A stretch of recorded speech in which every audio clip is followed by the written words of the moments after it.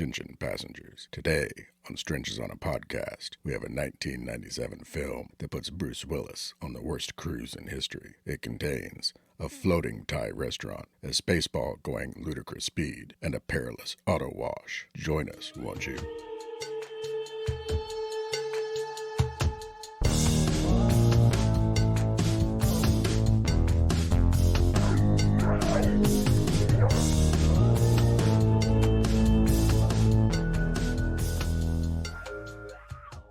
Hello, and welcome to the Movie Car here at Strangers on a Podcast. I'm the conductor, and with me is... I'm Grimweed. Welcome, Grimweed. We're called Strangers on a Podcast because we're two guys who don't know each other, and we're talking about movies to see how they bring people together. Are we going to drive each other nuts? Are we going to curse and scream one another out? Are we going to stay on topic? We'll see. Today we are talking about the one and only The Fifth Element. What is there to say about The Fifth Element that hasn't been said already? Well, probably not much. Luc Besson worked on Fifth Element as a kid, making drawings and story notes in class while in high school. He had a lonely childhood, and he invented this world to escape to that was the world of The Fifth Element with Corbin Dallas.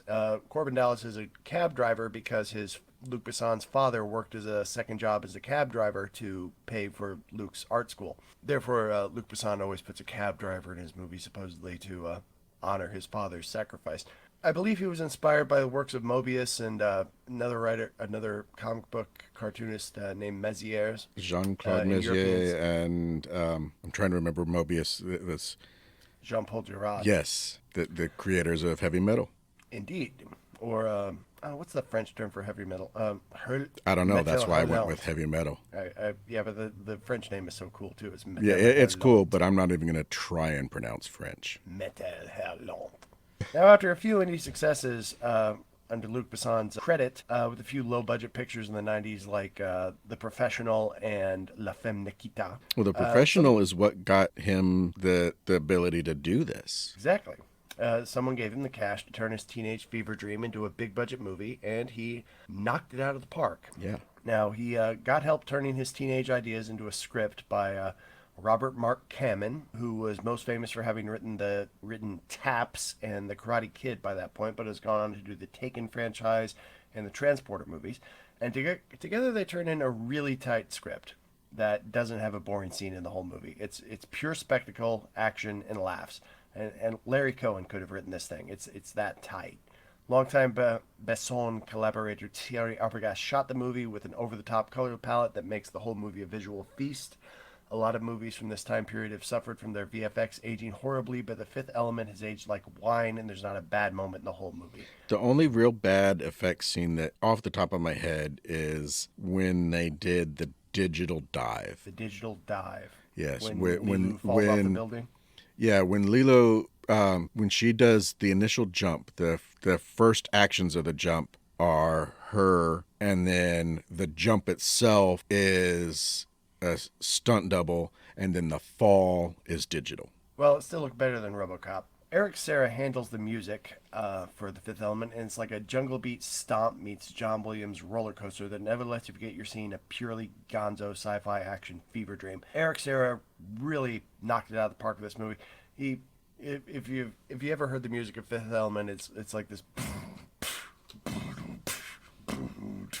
right? And it's like some sort of insane drum beat going on with trash cans, and you don't know where it's coming from, and it's really like nothing else. I can't think of another movie that sounds even remotely like it anywhere, except maybe The Valerian of 1,000 Planets, but I can't really remember the music from that movie particularly well because I didn't enjoy that movie, as I'll mention later. And another great name that you have to talk about when you talk about Fifth Element is Jean-Paul Gaultier, who is a French fashion designer famous for his avant-garde theatrical sensibility. He designed all the costumes and really helped create this bizarre future where we get to see in the film, from the weird as fuck street outfits we see Corbin and assorted thugs wearing, to the uber sexy uniforms of the air stewards, to the haute couture of the opera crowd in the diva scene. Really, the only outfits that he says were really his were Ruby Rod's. I beg Everything to differ, else sir, was... because I just personally checked 500 extras on set, supposedly. No, what I mean is the costuming was done based on what Luke's vision was. The only costumes that were really his, as far as his designs, things that's like, this is me, were Ruby Rod's outfits. Well, Gautier had done other movies like The Cook, the Thief, His Wife, and Her Lover, being the most famous perhaps, but none of them have the same level of sheer world building he does in this movie with costume alone, which apparently is not a true thing that I'm saying. But I do think the movie's costumes are a big part of its visual language. While I'm no means a fashion follower, expert, or anything like that, I dress like drab crap. I think Jean-Paul Gaultier deserved a freaking Oscar for this. But Oh, yeah, he did an amazing job. I think Fifth Element was kind of like Bram Stoker's Dracula a little bit, where one of the guiding principles of Bram Stoker's Dracula was that the costumes will be the sets, in a sense. And while there were very big, detailed sets on the Fifth Element, I think the costumes were big splashes of color and vibrancy that really help define the character of the world that we get to see in this movie. Now, the movie tells the simple story of a down-on-his-luck ex-special ops cab driver in the future who has the perfect being fall into his cab and winds up saving the world with her from a giant space ball of pure evil that's headed toward Earth. Literally fall into his cab. And it's a space ball. So, we were worried about space balls coming at us before, because of Mel Brooks. But now we see what one At really ludicrous likes. speed.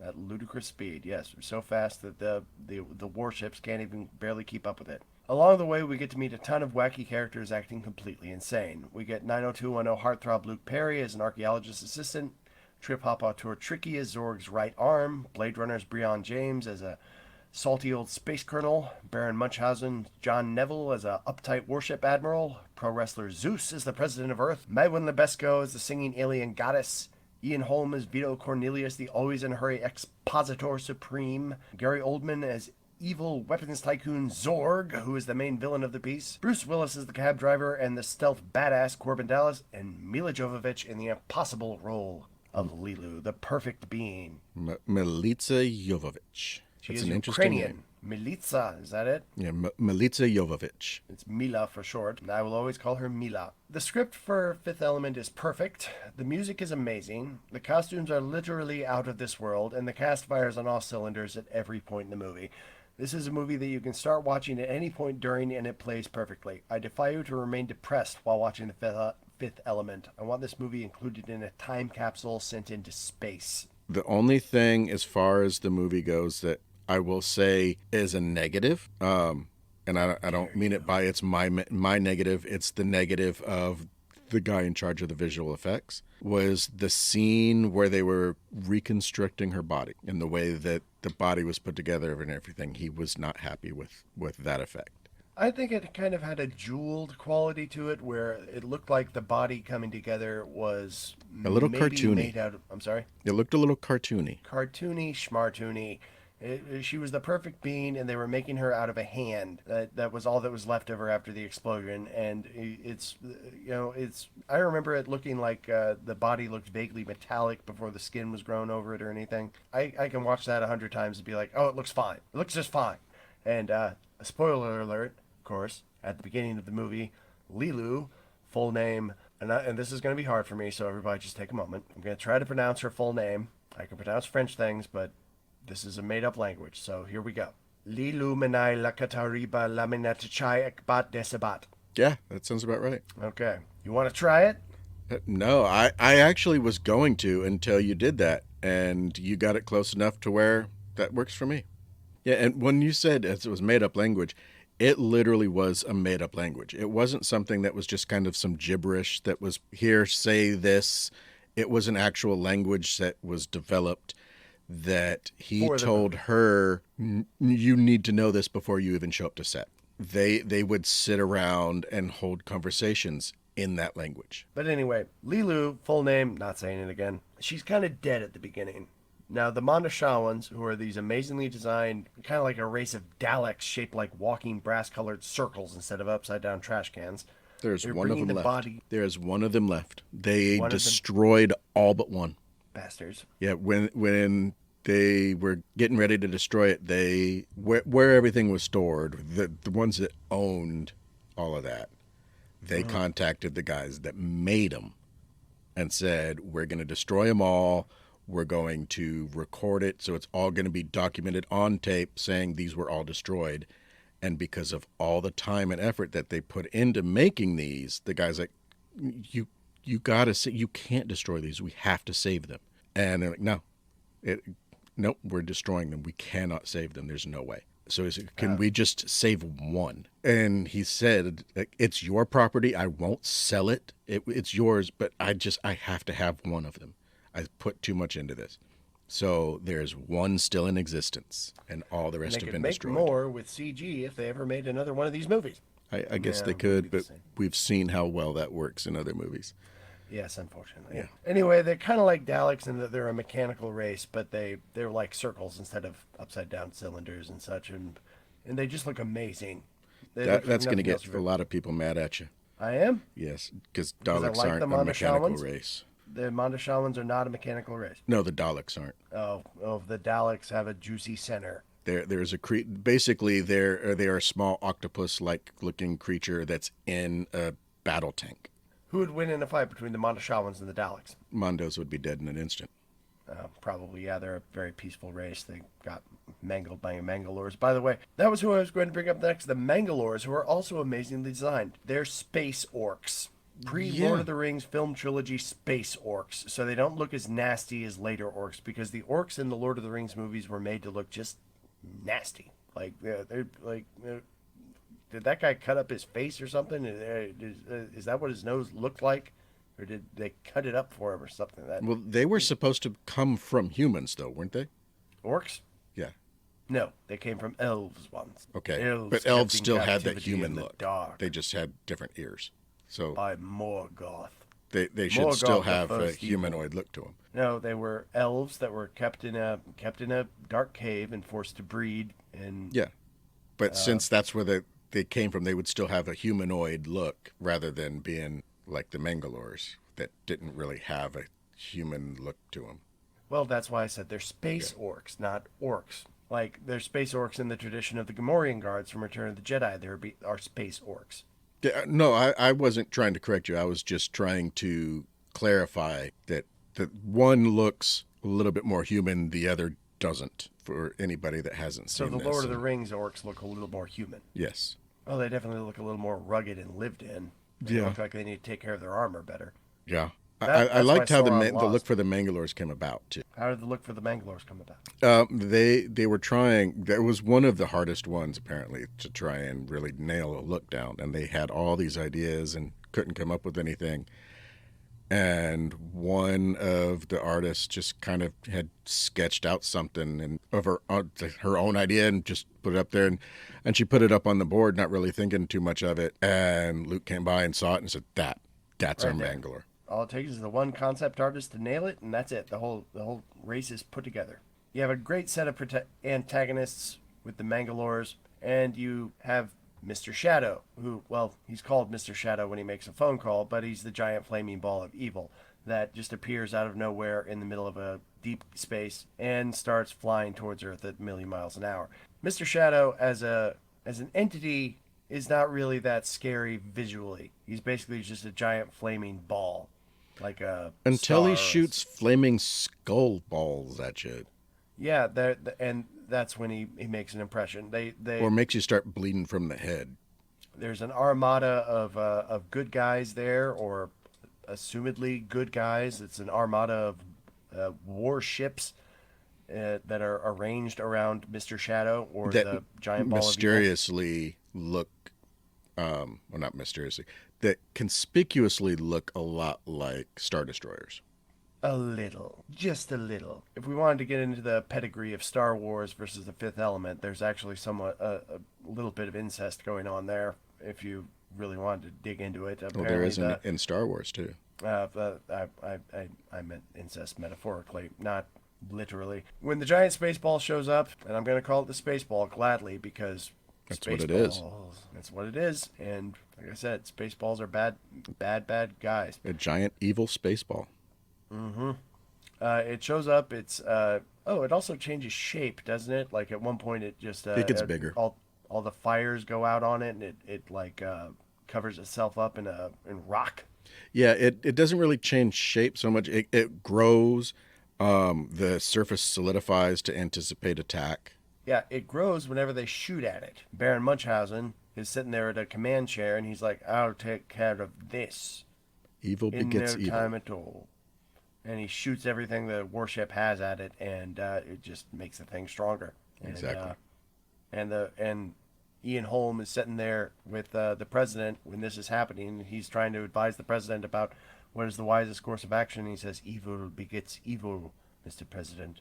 The president tells Vito Cornelius, he says, "You have 20 seconds to tell me what's going on." And Ian Holm speaks for exactly 20 seconds in that scene. That's how good the writer is, or that's how good Ian Holm is. He just timed it perfectly to speak for exactly 20 seconds.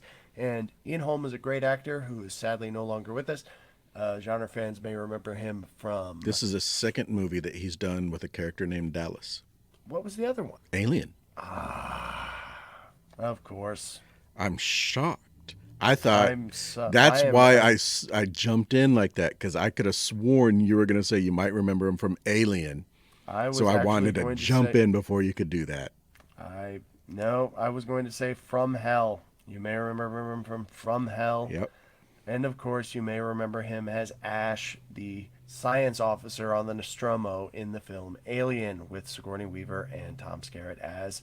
Who did Tom Skerritt play in that movie? I believe the name was Dallas. Yes, indeed, his name was Dallas. And I have completely failed as a podcaster, as a horror podcaster. I am shocked you didn't know that one. Jump right on that. No. My head is spinning with failure. And this was an interesting... I can't remember how many movies he had done before this. This was Bruce Willis's 30th. This was Milla's 5th. She had not been in many movies prior to this. Chris Tucker, I think that was his 5th as well. He made a splash in Friday prior to this. Yes. But this was one of those movies, just like Strangers on a Train was a movie where you count the doubles. This is a movie where you count the fives. Mm-hmm. There are a lot of fives in this movie. And speaking of Corbin Dallas, he is a great protagonist because he fits the movie perfectly. And he's as much in the dark about what's going on as the audience, and he needs things explained to him the same way we do. Rather than being the subject of exposition, like perhaps Hellboy in the first Ron Perlman Hellboy movie, Corbin Dallas is the recipient. He learns what we learn, and the story goes forward. He's interested in Lilu and her purpose, and so are we. Which isn't to say the movie is one long exposition dump after another, because it's not. The plot is astoundingly simple. Bruce Willis and an orange-haired supermodel have to stop the evil using 4 magic stones. They go on an adventure to retrieve the stones. Stuff happens, and it's as fun at 2 hours and change as you're likely to have watching a movie. And it's not just an orange, it's mandarin orange. Her hair? Yes. They were trying to find the right shade of orange, and Luke finally says mandarin. And they couldn't figure out what it was, and it's like this mandarin.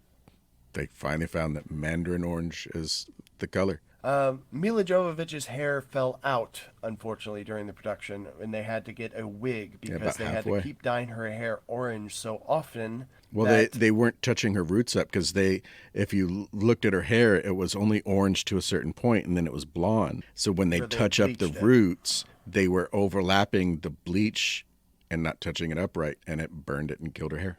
And her hair started falling out. Burned it, killed her hair, and they had to put her in a wig. But, as luck would have it, Milla Jovovich looks amazing with short hair too, so she probably didn't lose a step. I think she was regrowing her hair, and she rocked a pompadour following the release of Fifth Element, and appeared on many a magazine cover having this amazing-looking pompadour where she was growing her hair back out, and that was like a medium style for her. Now, one of the things that stands out to me most about Fifth Element that I'll talk about whenever I talk about the movie is Jean-Baptiste Emmanuel Zorg. And who plays him, Grimweed? Gary Oldman. Amazing Gary Oldman. Amazing Gary Oldman. And one of the things I love about Fifth Element is that you have the antagonist Zorg, who never once meets your hero.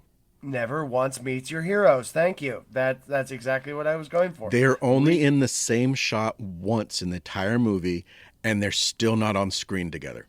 No, they're not. Their only time now. That's the thing. They never really have much interaction. The heroes wind up being Lilu, Corbin, Cornelius, later on Ruby Rod, and then there's Cornelius's little helper guy whose name I David. completely forget. David. I believe so. If I remember right, that's the name he reads off of the multi-pass when he goes to the airport and says, I sent him to check in or to get my boarding pass. Yeah. They never have any real direct interaction with Zorg. Now Zorg is pulling the strings and trying to get the stones. He's Cornelius does. What? Cornelius has direct interaction with him. Exactly. That's right. I was Yes. getting to that. Oh, I thought you named everybody and said they never had. So sorry, I'm jumping ahead. That was a That was a typo. He wants the Mangalores to retrieve them, but we never get any kind of scene where Zorg is about to pull off his master plan and the plucky good guys win. He fires Corbin Dallas as a part of a mass layoff early in the movie.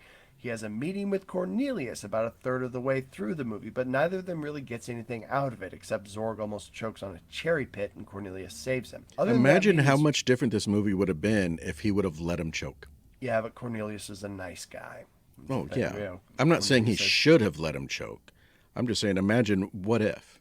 It would have been a lot more boring because Zorg was such a fun character to watch in the movie. I think Zorg added a really interesting side plot to the movie, as I will go on to say. You see, other than that meeting, Zorg is basically operating at cross purposes to Corbin and Lilu, but they never come into any grand confrontation. It's like Zorg, for all his machinations, is just a pawn in the game of good versus evil, and he isn't aware when he gets sacrificed. The story moves on without him, and the good guys don't have to kill him. He dies as a result of his own plans going wrong. Yeah, the only ones he interacts with are Cornelius and Lilu. Does he ever interact with Lilu? Well, he tries to shoot her. Oh, he does try to shoot her, yes. He comes in after her fight and says, thanks for doing all the hard work for me, and then tries to kill her. But she doesn't get it. I think she... Doesn't he wound her or something? I think she has to hide in the scene. Yeah. He was using one of his amazing space guns that he was paying the Mangalores with. Or not paying them with, however you want to look at it. Yeah, no stones, no crates. 4 stones, 4 crates. No. 0 stones, 0 crates. Exactly. That was a cool gun, though. I mean, just the replay button. Yeah. I defy Marvel to come up with Marvel's Iron Man to come up with that much arsenal in one little package. Well, Iron Man would have to... It would be a targeting thing and lock on and do a lot of other things. This was just one little... Or not little, but it was one gun that had everything. You didn't have to have special targeting. You shoot it and then say replay and everything goes there. Well, I guess don't say replay. You activate replay, but yeah, then every shot goes where that first one went. Mm-hmm. Which, well, it seems like a waste of bullets if you're a good shot, but I don't think the Mangalores were. It didn't seem to be. They didn't hit much. No, they were good at taking hostages, and they loved to negotiate. That's one of my things I always laugh at whenever the Mangalores get into a catch-22 situation where they're like, we have a hostage. Will someone send someone to negotiate? And it's like, I think there's 2 or 3 times when they try to negotiate throughout the movie. See, at least twice. They say they're not merchants, and then semi-negotiate to get a crate of weapons, and then they try to negotiate the hostage, and that doesn't end well. No, it does not. I don't remember any other negotiations, though. Corbin Dallas was much better at negotiating than any of the Mangalores. Yes, by far. Yeah. He had a Now, very unique negotiation tactic.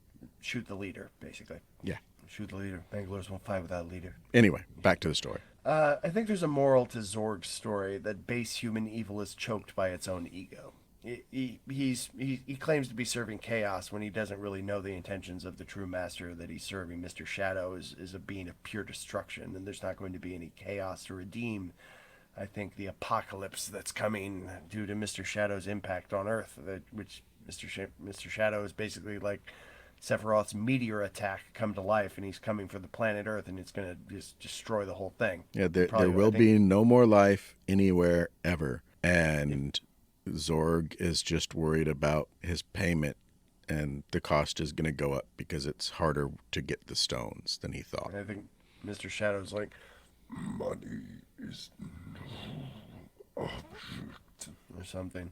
Talk about hell to edit. That is going to be a pain. Right. What was wrong with that? Just trying to hear it is going to be hard.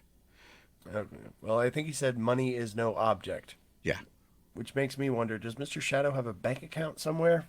I think it's more, you're not going to be alive, so I don't have to worry about paying you. That makes sense too, but but it's not unheard of for otherworldly beings in fantasy stories to have holdings in the mortal plane, like maybe a townhouse in New York where they can get away from being an extra dimensional being. Maybe like Lucifer on the show Lucifer, he comes to Earth, and it just so happens, of course, he's a billionaire who can do whatever he wants because he's as shocking as it may seem, he's invested over the years. Well, yeah, but there's still something there called life, and the space ball is going to eradicate all life. So therefore, it probably hasn't made a visit to check up on its stock market. Yeah, I'd say there's probably not a whole lot of investment portfolio action going. Probably not. I'm leaning more towards you're going to be dead, so I don't have to worry about paying you anyway. Probably. Which makes Zorg a bit of a sucker. Just a bit. Zorg is this oddball character played with great charisma by Gary Oldman, and while he's on screen, as weird as it is, you kind of root for him. We as the audience know he's an agent of the giant ball of evil moving through space, and he gets to give this little spiel about chaos versus order and all that. But when he's on screen, you almost feel sorry for him because nothing ever goes his way. Even though he's a schmuck who kills his own henchman who fails at the task, it sucks seeing Tricky blown up. Gary Oldman just imbues the guy with so much oddball charisma that even as he operates at cross purposes as the heroes, you love to watch him. Okay, I'm with you on that. I'm with you that on the love to watch him, but I'm not quite with you on the root for him. Yeah, that was a bit of an overstatement. You just want to see more of Zorg. He is a very interesting character, and he's one that you kind of want a backstory for. Yeah, you do. Not so much so you can understand him, just because you look at him and listen to him, and you just have to wonder what brought him to this point. Just like the limp and whatever that weird plastic thing was on his head. And it's like, was that just a style choice? Was that fashion, or was that function? I believe it was style choice, yes.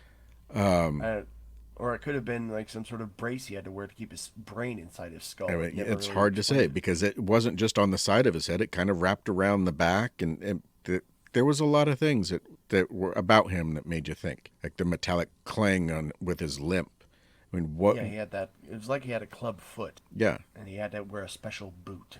But he's one that I think he could have an interesting backstory. Not only that, but you just got that great name, Jean-Baptiste Emmanuel Zorg.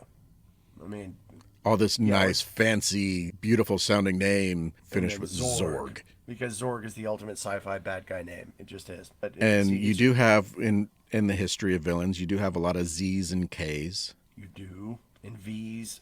Yes. Anyway, part of what makes up Zorg's charm has to do with the fact that Gary Oldman is famous for inventing a unique voice for all his characters. Maybe not all, but he works hard at coming up with different voice and accent and sort of personal intonations for every character he plays. I think he basically invented the Gotham City accent that he used as Commissioner Gordon in the Nolan Batman trilogy. For the Fifth Element, he decided to give Zorg a goofy sort of West Virginian accent. So on the one hand, you have this guy who's shamelessly evil, this out-and-out card-carrying villain, this gonzo character, but he talks like he's Jodie Foster's cousin from Silence of the Lambs. And he's got this sedate and rather mild country general store owner voice that I guess was meant to show Zorg's background or something. I mean, somehow West Virginian country folks are the new tycoons in the 23rd century. In our time, the villains always have British accents. In the future, though, it's West Virginians.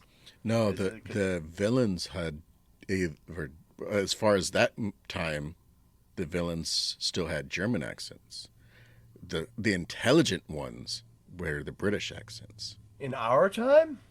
No, in the time that movie was made. Oh, okay. The intelligent, the more upper crust, smart, intelligent figures had the British accents. The villains all had German. And then Die Hard is a prime example of this? It is a perfect example of this. But then as things changed and everything else started to change a little with the world, it went somewhat away from Germans and more into Middle East. And the villains started becoming more Middle Eastern. Yes, thank you to James Cameron and True Lies, and also world events that made Middle Eastern people an easy target for Hollywood boogeymen.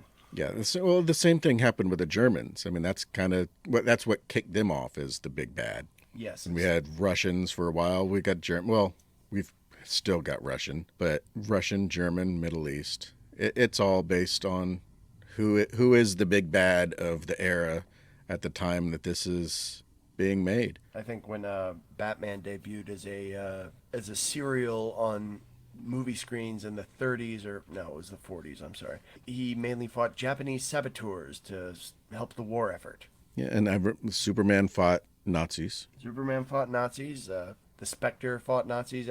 Any superhero worth his salt back in the day fought Nazis and killed them like nobody's business. Wolverine, Captain America. Captain America, the Spectre, I believe. Indiana Jones. Now, another fun character, or annoying character, depending on how blatantly macho you are, is... Who am I talking about here, Grim? Fun character, blatantly macho. No, who is absolutely annoying if you happen to be blatantly macho. Ruby Rod. Exactly. And especially the first time you see him when he's got a pool noodle on his head. Is that yeah, that's basically what it looks like, is a pool noodle. It's his hair. Ruby is a kind of podcast, radio host, shock jock, interviewed with the stars kind of guy that Corbin and Leeloo run into on Flossed in Paradise. Very over the top. When they go to retrieve the stones. Sorry? Very over the top. Very over the top. He's kind of like... In fact, I can't think of a modern equivalent as to what Ruby Rod is. I would say take Howard Stern when he was at his most shocking. Like when he was constantly getting fired because he was pushing limits. Mm-hmm. Take that and mix it with the Elvis sexuality. Just that he enters a room and all women swoon. And that does happen several times in the film. He is on a plane to Floss in Paradise. Well, not a plane. It's a space shuttle that is taking everybody to Floss in Paradise after they win a contest, which is rigged in a Deus Ex Machina kind of plot point. Yeah, anyway, basically the military need him to go and retrieve the stones from Floss in Paradise from Diva a singer. on Floss in Paradise. And in order to get him there on time, they rig a contest so he will win this nice trip for 10 days. That should be an easy mission and turns out to be anything but. And he takes Leeloo along with him. Actually, I think, how did it go? First, Vito Cornelius shows up and steals his tickets from Corbin Dallas by... well, first the military shows up and tells him what happened, that they rigged the contest. The military shows up and tells him, yes, you've won the contest. Then Vito Cornelius shows up and steals the tickets from him. And says, we have to go to Floss in Paradise with Leeloo. Yeah. And this is after he hid 3 large people in a refrigerator. And then... one of whom was Brian James. And then Cornelius and Leeloo show up. And then the cops show up to raid the place looking for Corbin Dallas. And he hides Leeloo in the shower, which has an auto wash, and Cornelius in the bed, which makes itself. And I seriously want one. Yeah, that would be nice. Of course, it's also a twin bed that folds into the wall. Everything in Corbin Dallas's apartment is modular and automatic. Which is cool. I mean, auto wash, man. It's cool, but it's also like the size of a hallway. Well, yeah. But when it's just you, what else do you need? I mean, he's got his refrigerator in there. He's got a bed. Corbin Dallas was a micro He's got a house Thai owner restaurant before that floats to his window. Yeah. A beautiful Thai restaurant, by the way, that looks like a floating... boat. I think it was a blimp. It was kind of like an old junk. Yeah, it was like an old Chinese future floating junk hovercraft. And by the way, that was probably a Blade Runner reference when he's eating Thai food in the future. Yeah, I just remember he forgot to feed the cat, so he decides to make it up by ordering Thai food. And speaking of when they go to Floss in Paradise to retrieve the stones, I never thought of it before until I saw it recently, but it's a good thing the diva got shot so they get the stones out of her. Yeah, I wondered how she was going to give the stones up if that hadn't happened. I mean, I don't know. Is she going to expel them or cough them up for Lilu after the concert? But her getting shot kind of made it easy for Corbin to stick his hand in there and fish around and for pull the stones out. How did they get in there? I would assume she can. Did she just swallow them? Were they surgically implanted? It would make sense for them to be surgically implanted, but I you would think, how. being a singer with that kind of voice, you wouldn't want to try and swallow them. No, probably not. It's possible that her body was amorphous and that her body had a different kind of consistency than a human flesh bag. So that maybe if she just pressed the stones hard to her abdomen, she could absorb them. When he stuck his hand in her stomach, let's be clear, he put his hand in her stomach. Her stomach, people. Yes. So when he shoved his hand in her, she did seem kind of hollow. It wasn't like you would expect there to be a lot of guts or whatever. It seemed more like a cavity rather than all of her organs are probably in her tentacles so that her whole body can be an echo chamber for her voice. That could explain how she was able to produce the sounds. Mm-hmm. Ruby is this larger-than-life character who walks and talks with his own personal soundtrack that he controls with a cane microphone. He has a giant phallic cylinder sticking out of his forehead for a haircut. He wears unitards that would make David Bowie blush. He has a high-pitched voice that gets immediately on your nerves, and he was almost played by Prince. Apparently, the purple one didn't like the costumes, though, they had designed for him, and he also couldn't shoot the movie because it would have interfered with his touring. Yeah, and Chris Tucker said that the inspiration for him, for the character, was a combination of Prince and Michael Jackson. Prince as Ruby Rod, he would have had the much deeper voice, because Prince is known to have rather quite the range. Jamie Foxx had this great routine he did about when he met Prince, he felt apparently Jamie Foxx felt a little twinge of homosexuality just being in the same room with Prince. Like he did a whole stand-up routine about it where he said, "Man, I feel weird being around him," and he's talking to Prince's bodyguard and he's like, "Yeah, that happened." He's like, "Yeah, I've heard quite a few people mention that. It was interesting." And Jamie Foxx mentions the bodyguard. He goes, "It happened to you? How'd you get over it?" He goes, "Oh man, it fucked me up for years." It's just like. So, apparently Prince had the raw sexual power that would have added something to Ruby Rod. When Ruby Rod walks into the room, it's Chris Tucker and all the women are swooning over him, and you get the idea that it's it's like he's a celebrity. They adore his show. They love Ruby Rod because he's Ruby Rod. He's such a cult of personality kind of person. You get this feeling that hypersexual and such. But I feel like if they had actually cast Prince, then Ruby Rod would have been like a walking porno movie. That as soon as he walks in, not only do all the women in the room melt, but probably a lot of the guys do too. And the movie would probably Prince would burn his way out of the screen. Just like with the raw sexual power. See, I think looking at it, I can see the Prince influence easily. I mean, it's obvious. The Prince and Michael Jackson influence in Ruby Rod, you can tell. I don't see Michael Jackson as much. Michael Jackson was always more of a... Maybe I think if you were going to cast Prince, I would do a gender swap and have Prince be the fifth element. For me, that would make more sense. Because with Lilu, every time the men... Okay, you just blew my mind. Every time the men were around her, it was like, she is perfect. It was just everybody loved her. And that's kind of like with Prince. That's how other men describe Prince, being in the room with Prince. So it's like you just do a gender swap and you make instead of it being Bruce Willis, you use like Charlize Theron or something and just flip it. This movie would have bombed at the box office if that had happened. I just don't. There's no way the audiences would have come out in droves the way they did, and they didn't really come out in droves that much. No. But that is an amazing idea. That if you're going to have Prince in a movie about the perfect being, just cast him as the perfect being. Yeah, it's right there. Don't just have him be this backup character like Ruby Rod. No, just have Prince be the angel come down to heaven to save the world or something. Why not? Yeah. You can do it with the power of song, too, at some point if you wanted. No, that is a brilliant idea. Okay, so when I ask you later, what would you have changed about the movie?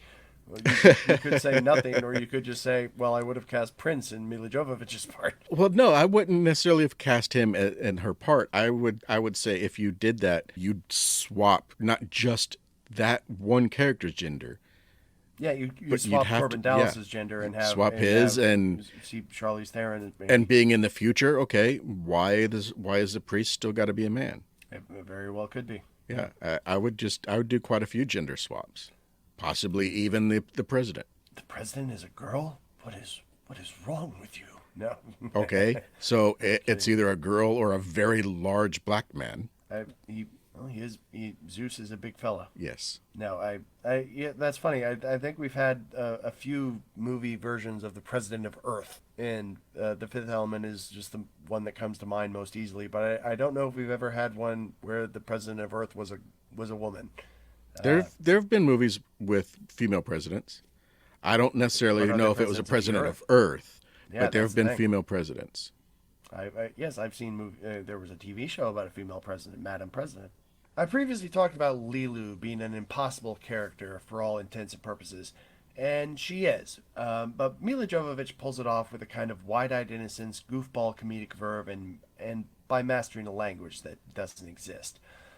Apparently, her and Besson would speak in the language on set, supposedly, and I don't think there's an actual dictionary for the divine language. No, She he started making it up when he was a kid, and he'd worked a long time, over a lot of years, trying to develop it. And she helped, I think, as he introduced her to it. She added to it with him. From what she says, a lot of it was like she would ask him, like, how do I say this, or what about this? And he would think about it and come back the next day and have a whole nother big list of words for her to learn. But supposedly by the end of the shoot, they were having full conversations in the Yes. language. And there was some, I don't know if it was speculation or if it was just kind of an offhanded thing, but I watched this with there's instead of subtitles, you can do a fact track, and I don't know if you've watched that on yours at all. Yeah. But basically, it's just instead of subtitles coming up, it's just little trivia things. And Yes. one of the things that comes up about that language was they were possibly talking about their future wedding, because it was only a couple months after this that they ended up getting together.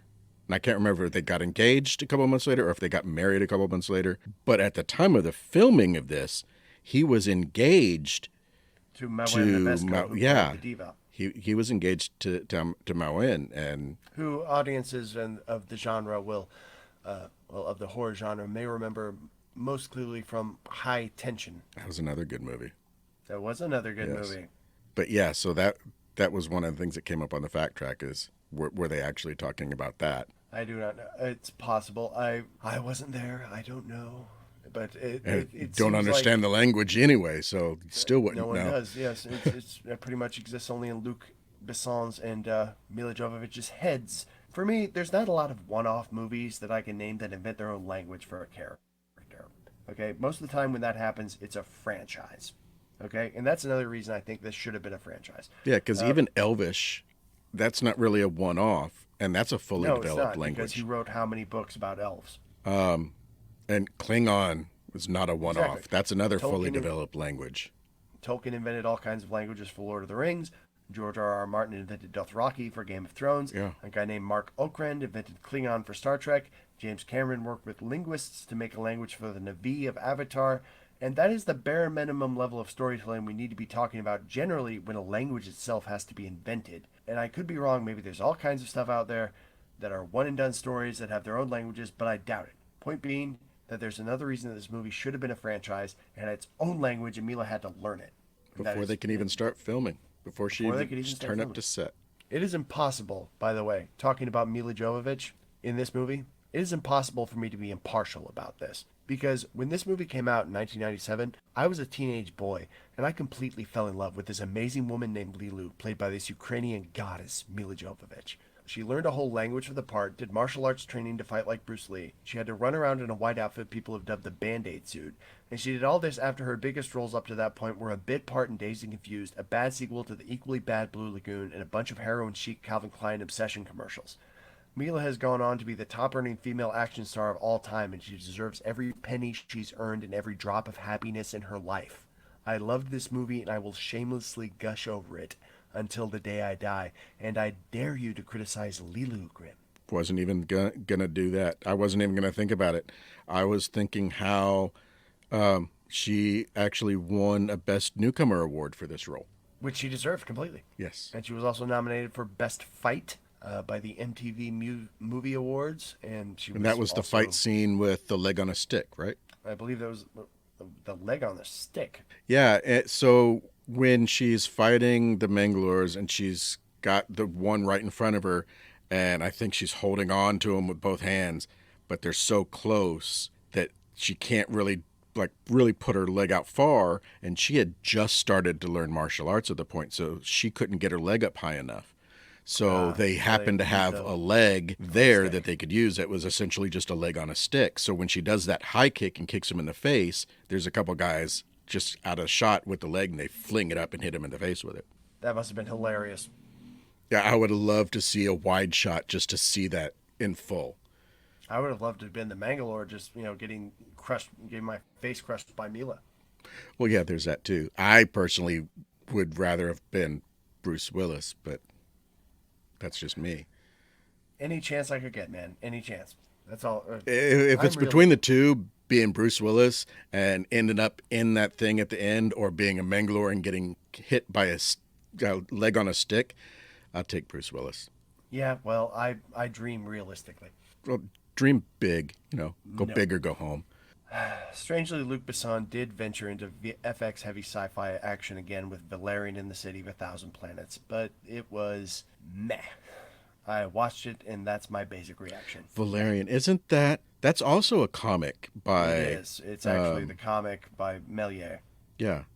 That he based much of Fifth Element on. Yeah, a lot of the styles, and was it that one? A lot of Star Wars on the comic on Valerian comics. Was Valerian the one that the inspiration for the inside when they first get to Fhloston Paradise? I'm not sure. With the big windows and everything, because the one thing that they were really happy that Luke let them do was do their own thing and design and just this is the look we want. And Luke's like, sure, great. I mean, he would like, can you do a little bit more of this or a little bit more of that, and just fine tune. But he kind of let them do their own thing. And the only time that he went to them and said, I want this, was when they first get in and you see those big grand windows and everything else. But even then, it was, I want this because I saw it in, and I think it was Valerian. I saw it in that, and I loved it. Can you recreate that for this? And just kind of give it this style. So it's like, yeah, he did come to us and want us to do something specific for him. But even then, it was something from our ideas anyway, so we'll let him pass. But everything else was them doing their own thing and creating the sets and the scenes and just the look and feel of it all. Supposedly, Luc Besson was sued by Alejandro Jodorowsky and Mobius because Jodorowsky and Mobius had some evidence that Luc Besson stole elements of The Fifth Element from their graphic novel De Incal. And unfortunately, a judge decided that the elements were small and too varied to constitute a outright theft. Or fortunately, actually, for the sake of Besson and the originality of our beloved movie Fifth Element, maybe someday the Incal will make it to the big screen. I don't know. Apparently, Méliès's Valerian was a huge influence on Star Wars. I've never read it. Maybe someday I will. If we ever cover the Valerian movie on this podcast, my thoughts about it will come out in more detail. But as it is now, I think we've got a pretty solid understanding of what we both think of Fifth Element. Don't you, Mr. Grimm? I think so. I think we're good. If you could change anything, what would it be besides the Prince Bot gender swap? And I don't.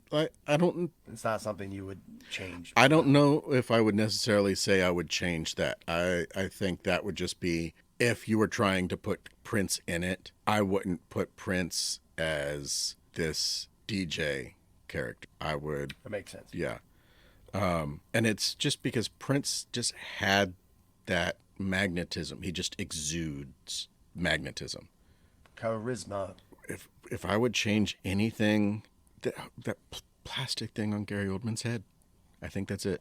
The only thing I would change is you said the CG on the body being reconstructed was a bit shoddy or it didn't age that well. And you know what? Fine, I'll go with that. Let's have him do a special edition where they make Mila's insides a little more detailed. I don't know. So now that you mention that, I don't know if I would necessarily say I would change it. Maybe update it so the graphics looked better. But I think I'd keep the scene as it was. But like I said, maybe updated graphics. I think the really only change would be what I was saying. This is sacrilege. Sacrilege, what we both said. The movie's perfect the way it is. It's perfect the way it is, and everybody should watch The Fifth Element as often as they can. If you ever catch it on TV and it's like, oh, cool, Fifth Element's on, that's a good time for you. You've just lucked out. It's found perfect the something way good it on TV. is. You just ignore the continuity errors and other random things that appear a lot throughout the movie. Continuity. No, I'm kidding. Yeah, there's quite a few continuity errors. Yes, I imagine there are, but I don't nitpick when I'm watching The Fifth Element. I just enjoy it. I'm along for the ride. I've watched this movie a lot. And a lot of times it was either VHS or I was at someone else's house and watched it on DVD or something like that, or watch it on TV. And when it came time for this, I went over to the shelf and grabbed mine off the shelf and realized I'd had it for years and I'd never even unwrapped it. And it's the Ultimate Edition, a 2-disc Blu-ray? DVD. No, it's a 2-disc DVD set. It's not even the Blu-ray. Oh, sweet. But yeah, I was watching that, and then I found the fact track. So it's like, oh, I got to watch it again just with a fact track. And then after Which that, was such a great use as we recorded this, sir. there's so much on there. I mean, like the Diva Dance, that song. She practiced that song for 3 months before they actually started filming, when she found out, okay, this is what's going to happen. And she practiced it like 30 times a day, every day. And this was the soprano Inva Mula who performed the music, the vocal performance for the Diva Plava Laguna character. And I believe, according to IMDb, they had to sequence the notes, or did she actually pull it off? No, it's not humanly possible. That's what I thought. Well, I say that, but the way things are going now, it's getting questionable on that too. But I'll get back to that in a second. I think there's some guy in Asia who's got this Dimash? voice like yeah, he's got this voice like a bird, and he can sing the Diva Dance. He switches octaves and just so quick, and he goes from one extreme to the other. And so many times, especially watching reactions from different singing coaches or voice coaches or whatever, and anytime they watch him, it's just like they're in awe. It's like, how can that be possible? He can't be human. But yeah, the song was designed to not be singable by humans because of the fluctuations in pitch and everything. The human throat cannot make the changes necessary between the notes. It can't change notes as fast as the Diva Dance requires. Unless you happen to be this one guy, possibly. Well, even all the people that have attempted it over the years, they always make some kind of change because it's not possible.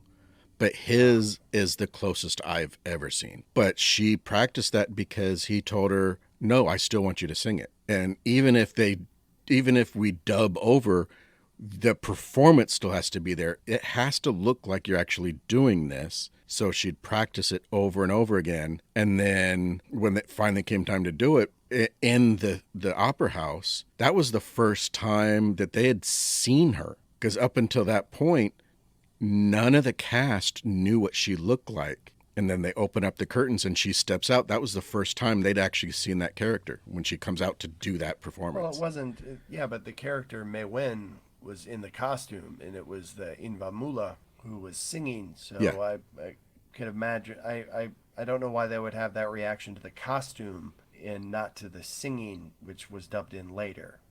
Well, no, I mean, she still got up there and sang the song and did the performance, but still, that character, it was a very captivating look. It wasn't. And to just suddenly have this character you've never seen before with this just out there look that you can't help but want to know more. And comes out and does this amazing performance that sadly ends up getting chopped up, which the way it was chopped up and edited together with the other scenes, I think was great. But she was not happy. She was rather disappointed because so much of her performance got cut out. But it is on the extras, so you can see the whole performance. It's in front of a green screen, but you can see the whole performance. It's really good. But yeah, like I was saying, I got this off the shelf, and I watched the fact track, and it made me want to watch it again and start counting the fives. Ha! A lot of fives to count in there, people. So Yeah. next time you're watching Fifth Element, go for it. How many times do they say 5 minutes? How many times when like at the end when the president walks in and he's going to thank Corbin Dallas, and you look behind him, and there's all these people that come in, and there's 5 guys with military hats. There's when the bomb is about to go off and Gary Oldman stops it, he stops it at 5 seconds. And then the Mangalore bomb comes on, it's at 5 seconds. Exactly. I mean, there's 5s all He throughout. gained himself 1 second, basically. I said it when we did our first episode. What? I'm not really one to get into all the special features. And so far, I've got into the special features of the 3 movies we've done. And each time, it's made me want to go back for more. That is the joy of special features. And that is part of the joy of enjoying Physical media.